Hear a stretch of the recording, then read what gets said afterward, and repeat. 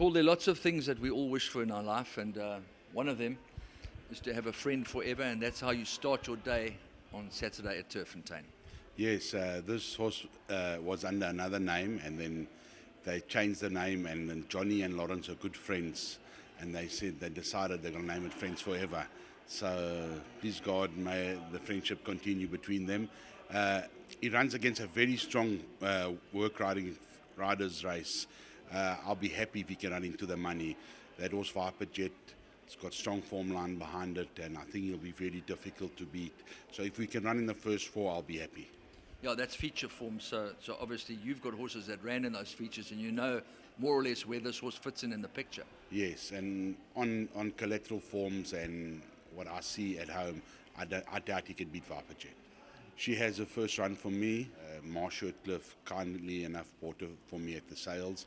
I think she needs a little bit further, not this time. Okay, Miss Humanity. Well, she was very disappointing on debut. If she doesn't improve, this will be probably a last run. She doesn't show us much at home. And there was no money for her either, so you obviously weren't expecting much from her. No, but a little bit better than that. And then your final runner in the first race is Noelle Page. Yes, I think she'll need the run. Matt, great to catch up with you in Cape Town for Gauteng Racing, where you start off with MILFORD SOUND, who doesn't look like she's laden with potential, but maybe there's something there. Yeah, and she's limited. She got a good draw. We entered a couple of fillies in the race, and obviously on the inside track, the ones that get good draws are the ones you declare. So she had it, she's running, she's definitely got a place chance. You had a very big horse that ended up with Yvette Bremner, who's the biggest horse I've seen, but this horse, Sun Giant, is absolutely monstrous, the son of a Shawi's. Yeah, he is a big boy, so I think he might take a run or two to tighten up. He made a good forward move last time and got tired, which could be expected. Should improve. I don't think he's ready to win just yet, probably not on the inside track either, but probably one to watch. Then Duke of Spin tries blinkers for the first time. It looks like there's a bit of promise there. Yeah, he's a nice type of horse. Tends to just try and get out of it a little bit, so we put the blinkers on him. I think it'll suit him. Hopefully he can run a big race. Okay, and then Marshall, he was unbeaten prior to taking on the big guns in the horse Chestnut. Subsequently, you've decided to remove the two stones that were holding him back, and there seems to be a mission in mind for him. Yeah, he unfortunately pulled up lame straight after the Dingans. So we were very disappointed in that effort because we really rated him. We've gelded him. He's taken a bit of time to come back to best, so we decided to walk before we can fly. So we've gone this route. We're going to run him here and then probably go Igoli Mile, and hopefully by then he'll regain some of that early form and we can have a good race like the Classic. But like I said, we're going to walk before we fly. He's not 100% fit, so we'll see how we go. Yeah, he's a fitter horse than Marshall. I wouldn't say he's well treated at the ratings. He started off quite a high mark at the maidens.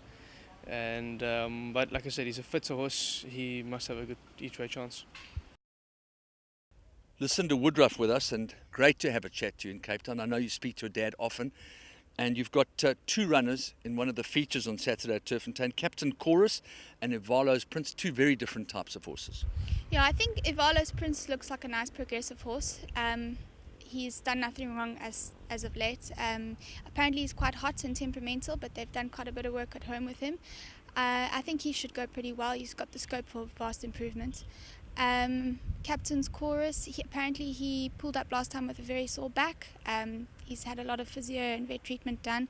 So apparently he's a horse that doesn't really show much at home. They never expected him to win first time out, and he did. But yeah, his last run he's got excuses, so they're just hoping that he can, just come on from that. So GEOFFREY hasn't exactly set the world alight, but there's always a little bit of hope somewhere. Yeah, he's got his problems. I think this is his last run before he goes down to Port Elizabeth. They're just going to have one last-ditch attempt at a race in Joburg. He hasn't really lived up to his brother Singapore Sling, that's for sure. But yeah, let's just hope. He is a horse that has had quite a few problems, so let's hope they've got him in good nick on Saturday. And then finally, Western OASIS represents you in the 8th of the afternoon, where presumably Tony will be saddling? Yes, another one coming off a little break. I think he'll also need the run. And then And then, of course, Spanish Boy is a horse that appears to have quite a lot of potential, but one or two issues. Yeah, they put the tongue tie on him last time, a bit of an improved run. I think the yard also went through a bit of a bad dip in December, January. The horses weren't quite themselves. Everything was quite a miss. So I think his last run wasn't a true reflection of him with having the tongue tie fitted, and I think you can expect a much improved race on Saturday. HEART STWINGS, which is an interesting spelling, and then Pretty Ballerina, who came from Mr. Ferraris. Yes, let's start with Pretty Ballerina. I think it was a bit short for her last time. She's up in trip. She's limited, but let's hope she could be in the money. I think the stable preference would go to HEART STWINGS. She was terribly unlucky last time. She's a young up-and-coming 3-year-old. I think she has a very good each-way chance.